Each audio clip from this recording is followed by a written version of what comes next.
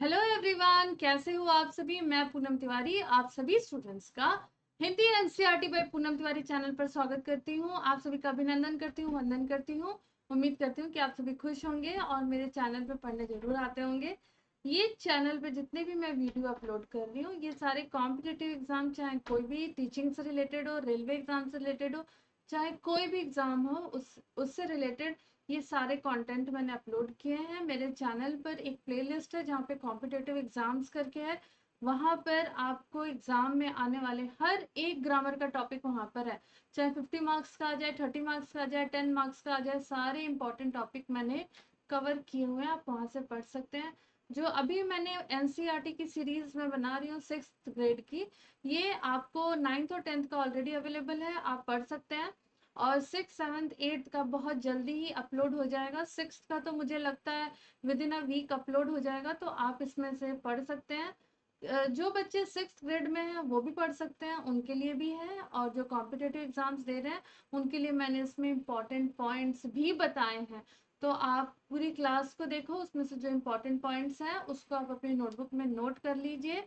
और 100 में आपको 85-90 मार्क्स की तो गारंटी मेरी है, क्योंकि मुझे भी उतने मार्क्स आए थे। तो मैं भी आपको उतनी गारंटी दे सकती हूँ, मुझे पता है कहाँ पर हिट करना है।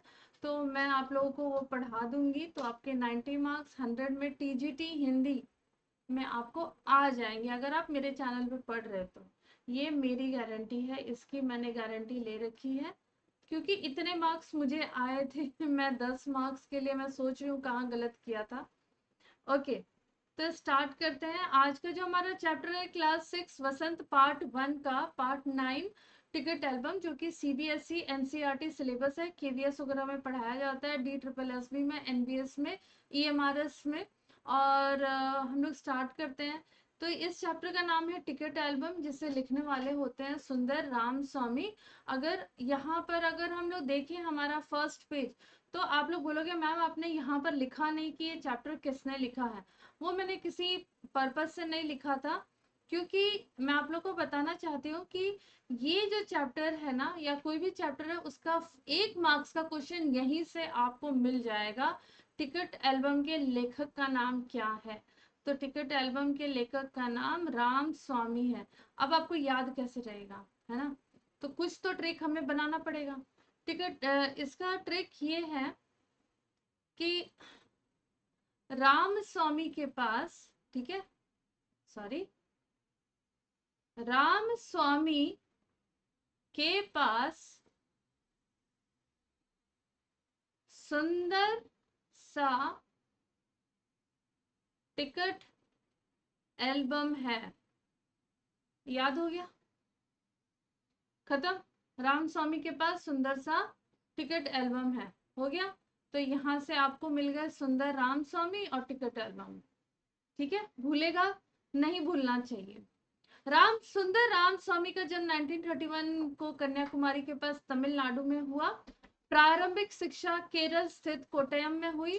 वे मलयालम और तमिल द्विभाषा के विद्वान थे। उन्होंने माँ से तमिल पत्रिका मणिकोंडी के सहारे तमिल भाषा सीखी। वे पुदुमैपित्तन रामकृष्ण मूर्ति पीएच चेल्लप्पा से प्रभावित रहे। साथ ही ईवी राम स्वामी, गांधी जी, अरविंदो, रामकृष्ण परमहंस का भी उन पर प्रभाव रहा। ठीक है। युवा अवस्था में लेफ्ट पार्टी से जुड़कर साम्यवादी विचारधारा उन्होंने अपनाई। तो सुंदर राम स्वामी की विचारधारा कौन सी थी? साम्यवादी विचारधारा थी। बाद में उनसे वो विलग हो गए, मतलब अलग हो गए। और पुली मर्तिन कदय उपन्यास चर्चित में रहा। कौन सा? औरू पुली मर्तिन कैदी कदय। ठीक है, तो ये क्या है आपको, एक तो ये साउथ इंडियन थे, तो वहां की किताबों के नाम भी उस तरह से थे। तो आपको याद करने की जरूरत नहीं है, थोड़ा सा दिमाग लगाना। सुंदर राम स्वामी साउथ इंडियन, और उनकी बुक के नाम भी वैसे ही होंगे, है ना?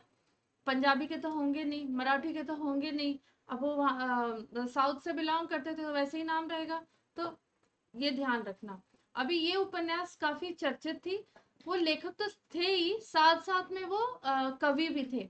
उनका जो एक कविता संग्रह है नड्डू निधि नाइगल, ठीक है, ये बहुत लोकप्रिय रहा।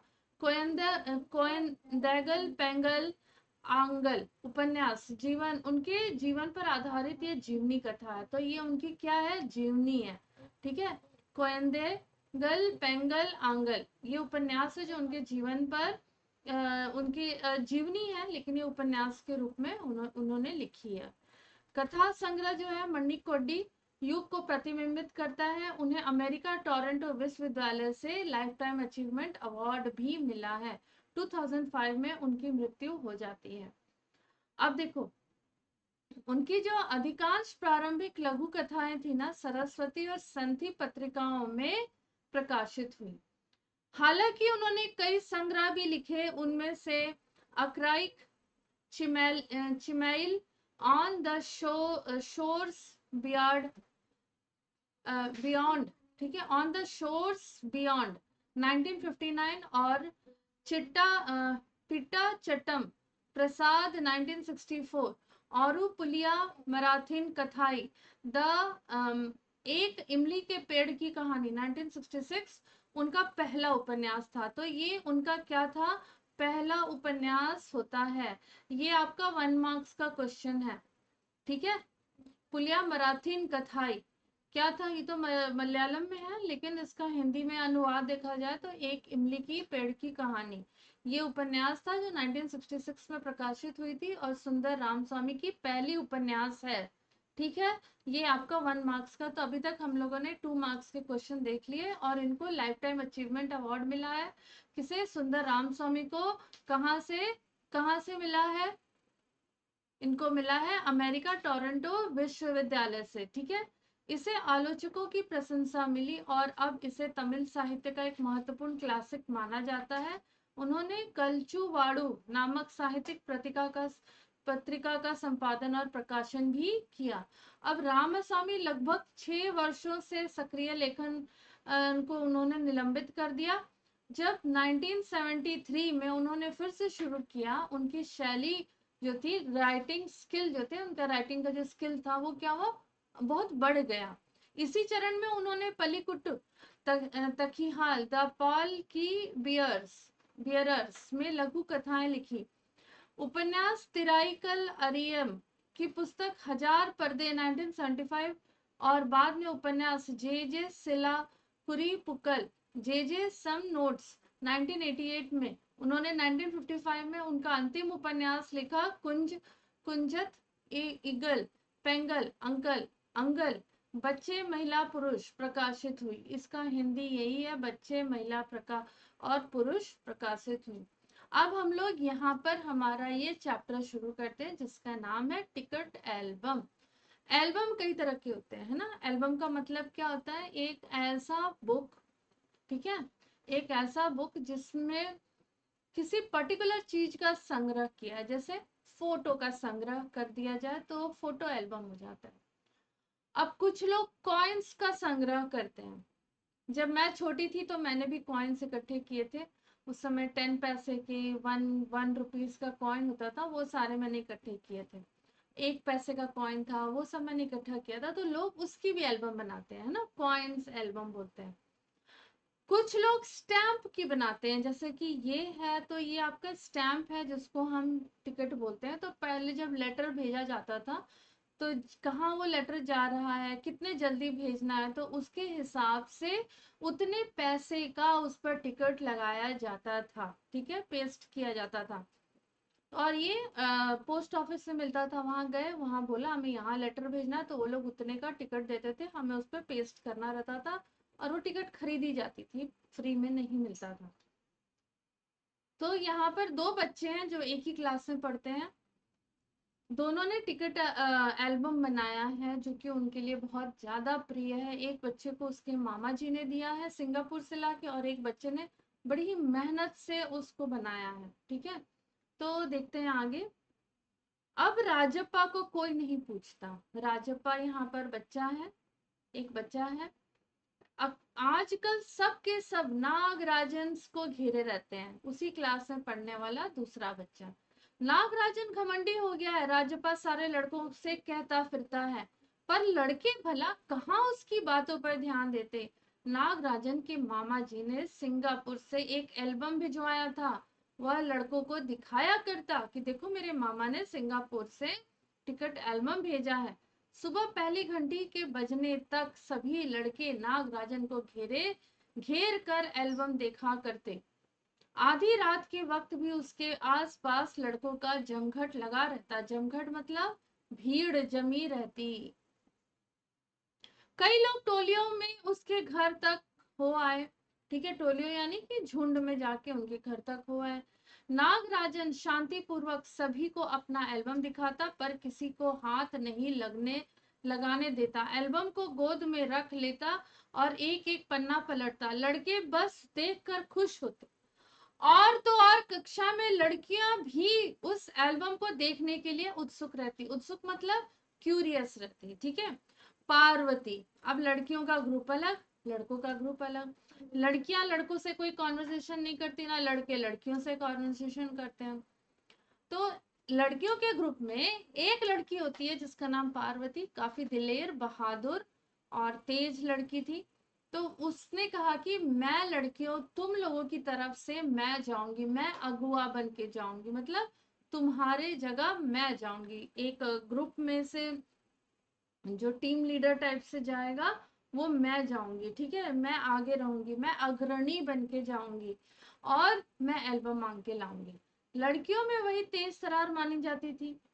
नागराजन ने कवर जाती है, एल्बम मांगती है, तो नागराजन बोलता है ठीक है मैं कवर लगा के दे दूंगा। और वो शाम तक लड़कियां एल्बम देखती रही, फिर उसे वापस कर दिया। अब राजपा ने एल्बम को कोई नहीं पूछता। पहले राजपा के पास भीड़ लगी रहती, बच्चे उसको घेरे रहते, सब उसका एल्बम देखना चाहते। वो तो दिखाता भी था, लेकिन उसे बहुत गर्व महसूस होता था। लेकिन अब ऐसा क्या हो गया, अब मार्केट में एक नया बच्चा आ गया नागराजन, उसके पास टिकट एल्बम है, तो उसका टिकट एल्बम विदेश से आया हुआ है। अब राजपा के एल्बम को कोई पूछ नहीं रहा है। वाकई उसकी शान अब घट गई। राजपा के एल्बम की लड़कों ने काफी तारीफ रही थी। मधुमक्खी की तरह उसने एक एक करके टिकट जमा किए थे। अब उसे तो बस यही धुन सवार थी। सुबह 8 बजे वो घर से निकल जाता और बस टिकट जमा करने वाले जितने लड़के होते उनके आसपास चक्कर लगाता। 2 ऑस्ट्रेलिया की टिकटों के बदले में एक फिनलैंड का टिकट लेता, 2 पाकिस्तान के बदले एक रूस का लेता, और ऐसे ऐसे करके बहुत जुगाड़ लगा के वो टिकट इकट्ठा करता और शाम को घर लौटता। जब वो स्कूल से घर लौटता था तो अपना बैग, बस्ता मतलब बैग, स्कूल बैग, कोने में पटक देता था और अम्मा से चबेना, चबेना मतलब चना लेकर, और निकर, निकर मतलब उस समय हाफ, मतलब जो आज आप हाफ पैंट बोलते हैं, वो हाफ पैंट के पॉकेट में वो चना भर लेता और खड़े खड़े कॉफी पीता और फिर निकल जाता। 4 मील दूर जाता अपने दोस्त के घर कनाडा का टिकट लेने, पगडंडियों से भागकर। पगडंडियां क्या होती है, जो कच्चे रास्ते होते हैं ना, उसको बोलते हैं पगडंडी। वहां से वो होकर भागता था। स्कूल भर में उसका एल्बम सबसे बड़ा था। सरपंच के लड़के ने उसका एल्बम को 25 रुपए में खरीदना चाहा था, पर राजपा नहीं माना। घमंडी कहीं का। राजपा बड़बड़ाया, बड़बड़ाया मतलब मुंह के अंदर ही उसने बोला, अपना फ्रस्ट्रेशन निकाला। पर उसने तीखा जवाब दिया था तुम्हारे घर में जो प्यारी बच्ची है ना, उसे दे दो ना 30 रुपए में। सारे लड़के ठहाका मार कर हंस पड़े थे। पर अब कोई उसके एल्बम को नहीं पूछता, उससे उसके एल्बम की तो कोई बात भी नहीं करता। और तो और अब उसके एल्बम की तुलना नागराजन के एल्बम से करने लगे थे। अब सब कहते हैं राजपा का एल्बम क्या है, फिसड़ी है। फिसड़ी है मतलब अब उसका ग्रेड कम हो गया, गिर गया है, अब वो निम्न स्तर का हो गया है। ठीक है, फिसड़ी मतलब निम्न स्तर का, लो कैटेगरी का है अब, और उसको अच्छा नहीं लगता। पर राजपा ने नागराजन का जो एल्बम था वो देखना भी नहीं चाहता था और कभी उसने इच्छा भी नहीं जताई। अब दूसरे लड़के उसे देख रहे होते तो वो नीची आंखें कर लेता, अपनी आंख झुका कम नीचे करके और चला जाता।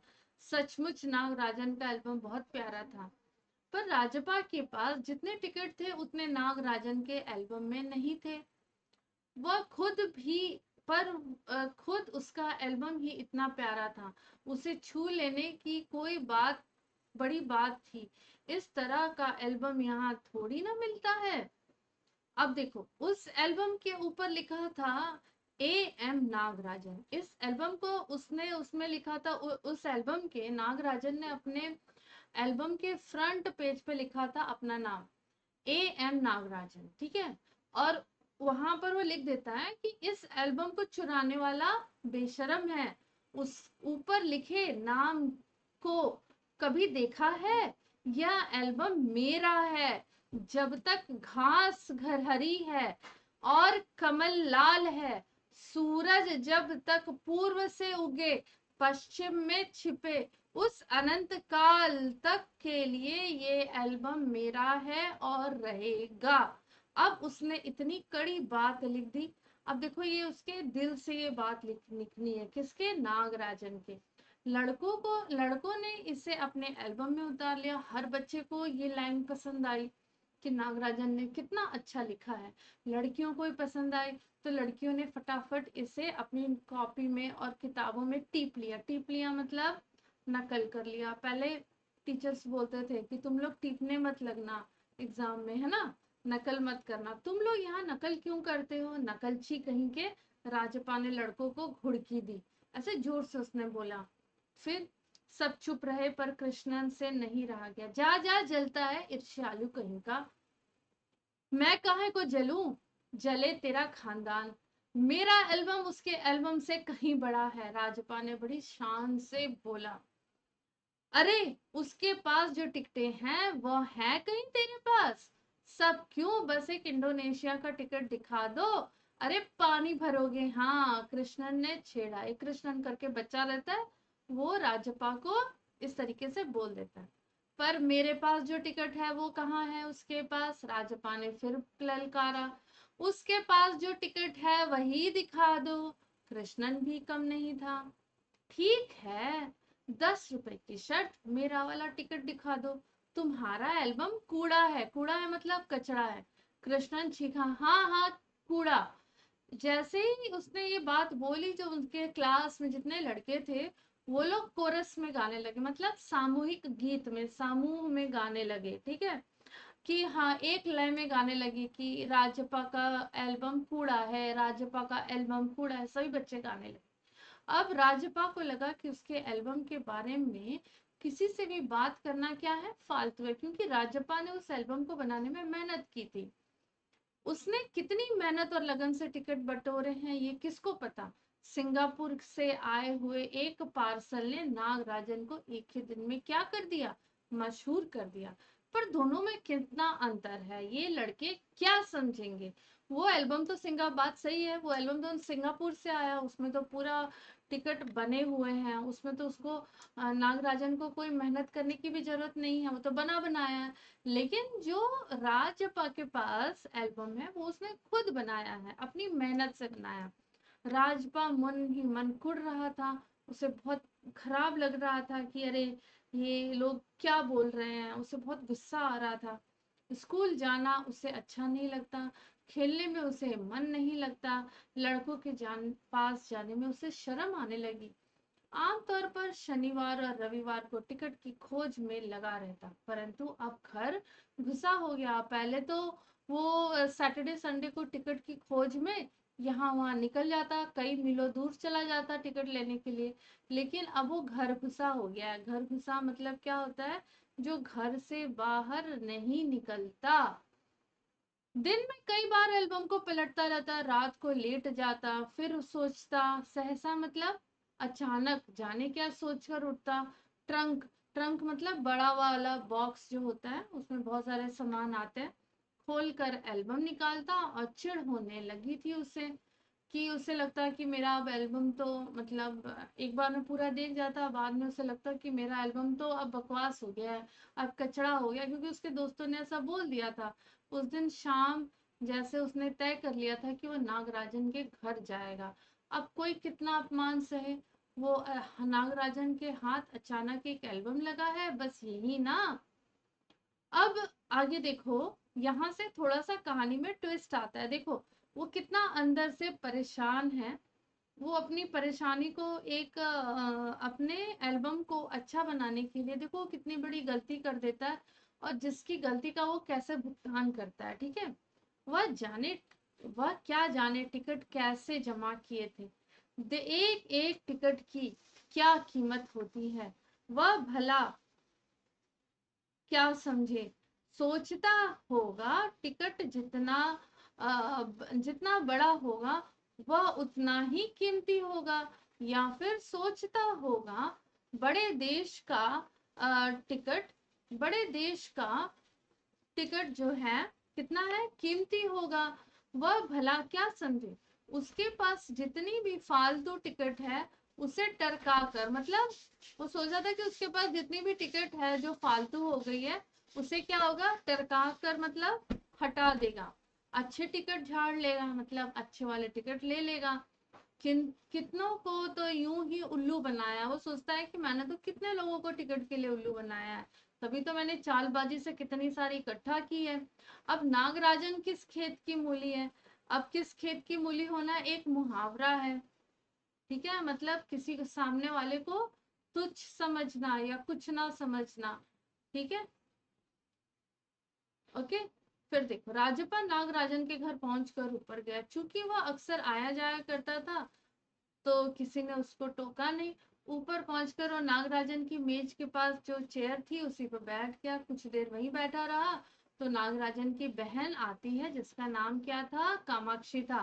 तो नागराजन की बहन कामाक्षी और नागराजन का क्लासमेट राजप्पा और एक और लड़का था कृष्णन, जिसने उसको इमोशनल अटैक किया था, है ना, कि तुम्हारा एल्बम क्या है, कूड़ा है।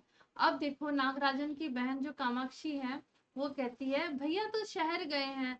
अरे हाँ, तुमने भैया का एल्बम देखा, उसने पूछा। राजपा को हाँ कहने में भी बहुत ये हो रहा था, दुख हो रहा था, उसको एटीट्यूड था उसके अंदर।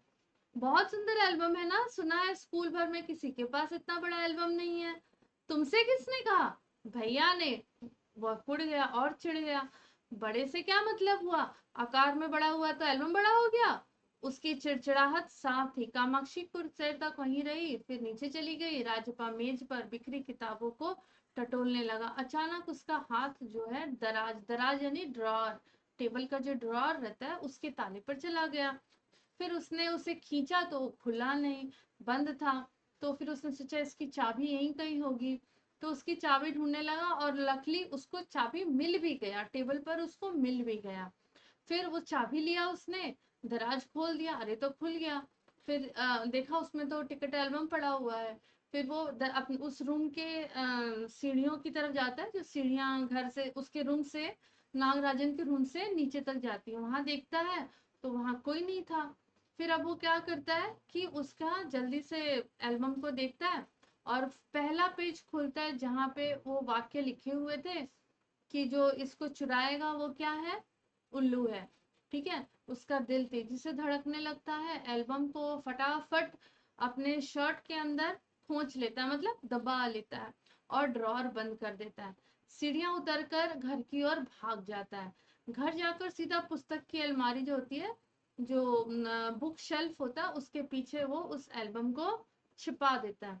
उसने बाहर आकर झांका झांका, वो बाहर आके देखता है तो उसका पूरा शरीर में जलन हो रही रहती है, उसे ऐसा फीलिंग आ रहा रहता है कि उसका गला सूख गया है, चेहरे में जैसे आग लगी है, चेहरा उसका तमतमा रहा था।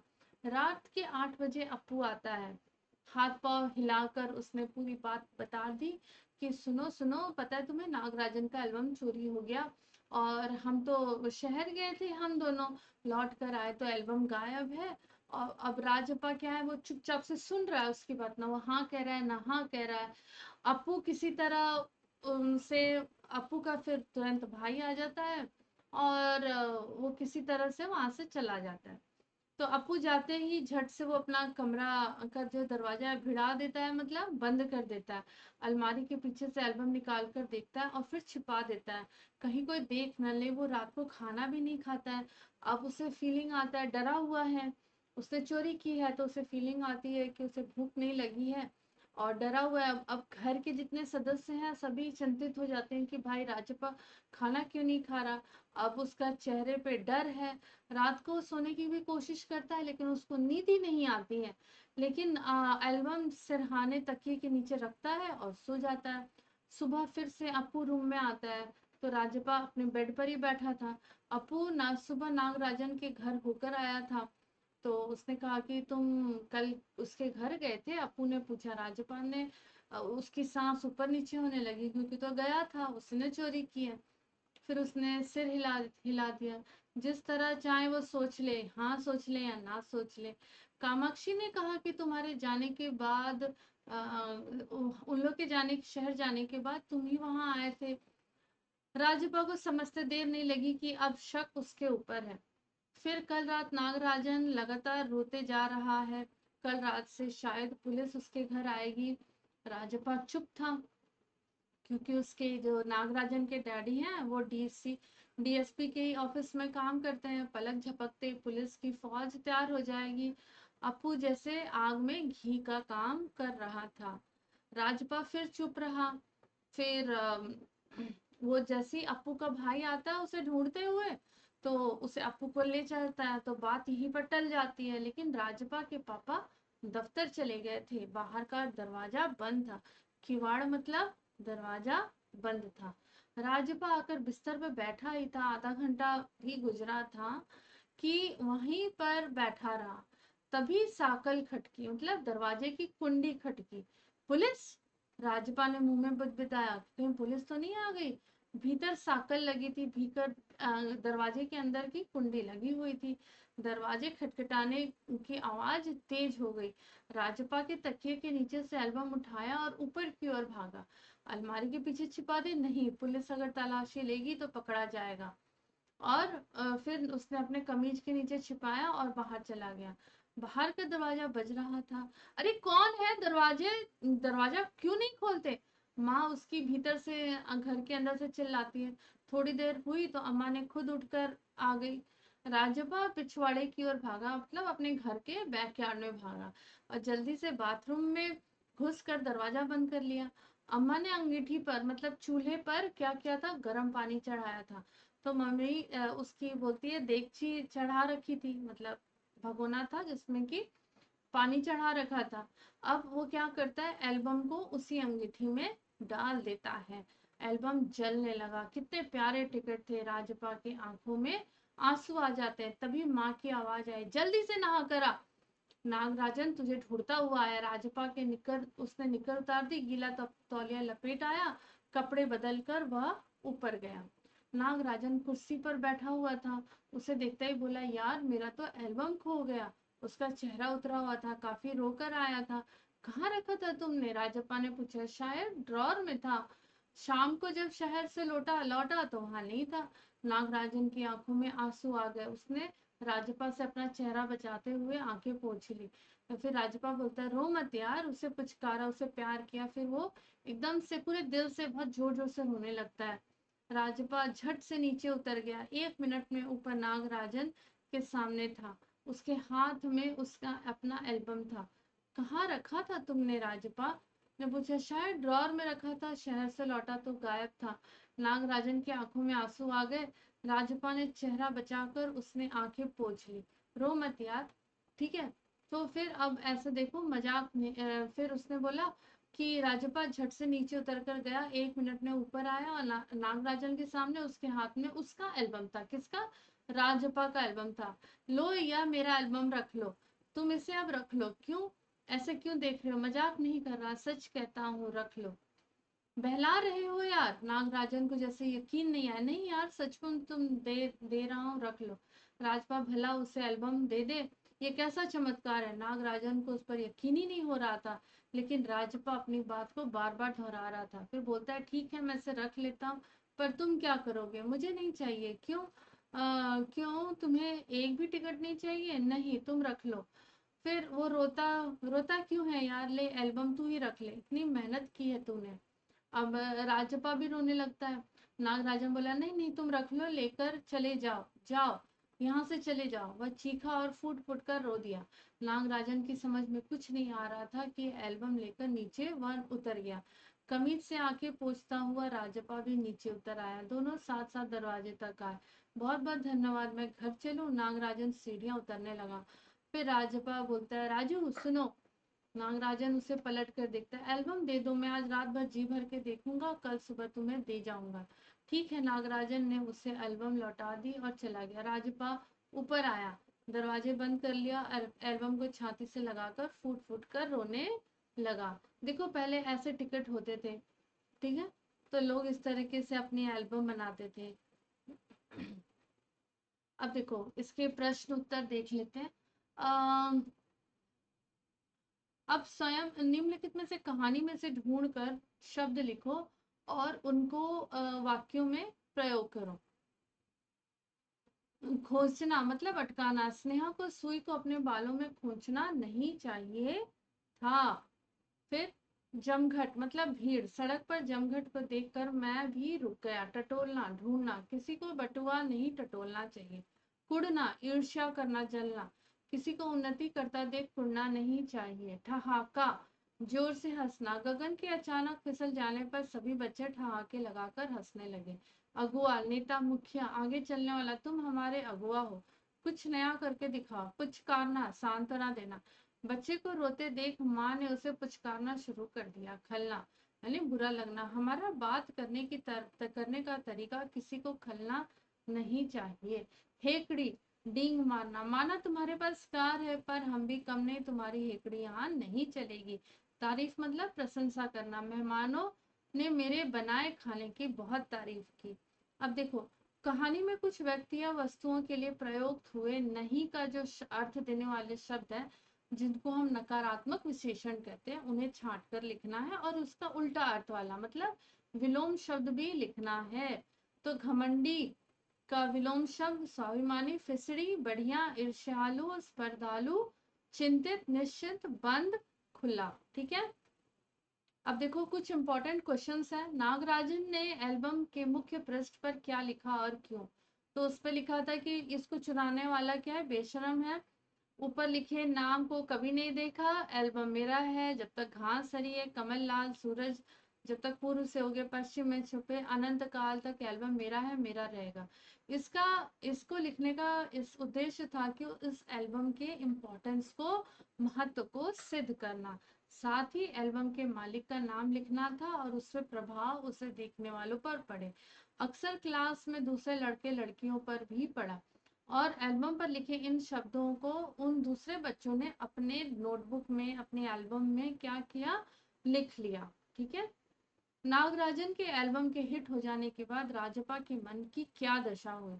तो जब वो हिट हो गया तब उसके मन में उसे स्कूल जाने की इच्छा नहीं होती थी, किसी के जाने में शर्म आती थी। वह घर में ही घुसा रहता था, एल्बम को दिन में 2-3 बार देखता और फिर चिढ़ गया था। उसे लगता था कि उसका एल्बम बूढ़ा हो गया है। एल्बम चुराते समय राजप्पा की मानसिक स्थिति से किस गुजर से गुजर रहा था वो? राजप्पा ने नागराजन को तो एल्बम चुरा लिया, उसे बड़ी ही दुखद मानसिक स्थिति का सामना करना पड़ रहा था। एल्बम के पहले पृष्ठ पर जो लिखा था उसे पढ़कर उसका दिल तेजी से धड़क रहा था। कमीज के नीचे उसे खोजकर एल्बम को चला जाता है और अपने घर में छिपा देता है। अब वो उसने चोरी किया, उसके डर से उसका शरीर जलने लगता है, ना वो रात को खाता है पीता है, ना उसे नींद आती है। और उसे ये डर था कि पुलिस आकर उसके घर की तलाशी लेगी, वो पकड़ा जाएगा। और जब भी वो घर के बाहर का साकल खटकता मतलब दरवाजा बजता तो उसके दिल की धड़कन और भी तेज हो जाती। राजप्पा ने नागराजन को टिकट एल्बम अंगीठी में क्यों डाल दिया? वो बहुत राजप्पा बहुत डर गया था कि उसका शरीर जलने लगा था, गला सूख रहा था, चेहरा लाल पड़ गया था, उससे लग रहा था कि पुलिस उसे पकड़ लेगी। इसलिए जब बाहर की जब साकल कुंडी बजी तो वो घबरा गया। उसने एल्बम उठाई और घर के पिछवाड़े की ओर भागा। बाथरूम में रखी जलती अंगीठी में उसने डाल दिया। लेखक ने राजप्पा के टिकट इकट्ठा करने की तुलना मधुमक्खी से क्यों की गई है? क्योंकि जो मधुमक्खी होती है वो कई फूलों का रस इकट्ठा करके और अपना शहद तैयार करती है। राजप्पा ने भी कई जगह से, कई लोगों से मिलकर बड़े चापलूसी से, चालाकी से अपने टिकट इकट्ठा किए थे। टिकटों का संग्रह किया था। और वैसे ही मधुमक्खी क्या करती है, शहद कैसे संग्रह करती है, अलग अलग फूलों से रस लेकर आती है। तो इसी समानता की वजह से राजपा की जो टिकट है उसकी तुलना मधुमक्खी से की गई है। तो उम्मीद करती हूँ कि आपको ये क्लास अच्छी लगी होगी और आपके सामने एक पिक्चर चली होगी आंखों के सामने और आपने उसे बहुत एंजॉय किया होगा और ये चैप्टर आपको अच्छे से समझ में आ गया होगा। इसी चैप्टर ऐसे ही समझने के लिए क्लास के अंत तक जरूर बने रहिए ताकि आपको एक एक चीज समझ में आए। क्लास कैसी लगी, क्लास के इस वीडियो के कमेंट सेक्शन में जरूर कमेंट करके बताना। आपके कमेंट मुझे मोटिवेट करते हैं ऐसी ही बहुत सुंदर सुंदर क्लासेस बनाने के लिए। और मैं आप सभी स्टूडेंट्स का कमेंट का मैं बेसब्री से इंतजार करूंगी। और इस चैप्टर से आपने क्या सीखा, ठीक है, वो भी आप कमेंट सेक्शन में जरूर लिखिएगा कि इस चैप्टर से आपने क्या सीखा। तो जो भी बच्चा, जो भी स्टूडेंट इस वीडियो को देख रहा है, कमेंट बॉक्स में अगर मेंशन करता है तो मैं उसका नाम अपने वीडियो पर जरूर उसका नाम मैं लूंगी। तो ऐसे ही क्लासेस में बने रहिए। क्लासेस को देखने के लिए मेरे चैनल पर आते रहिए, हंसते रहिए, मुस्कुराते रहिए, खिलखिलाते रहिए, पढ़ते रहिए, मुझसे पढ़वाते रहिए और हंसते रहिए। मिलते हैं अगले वीडियो में, तब तक के लिए बाय बाय।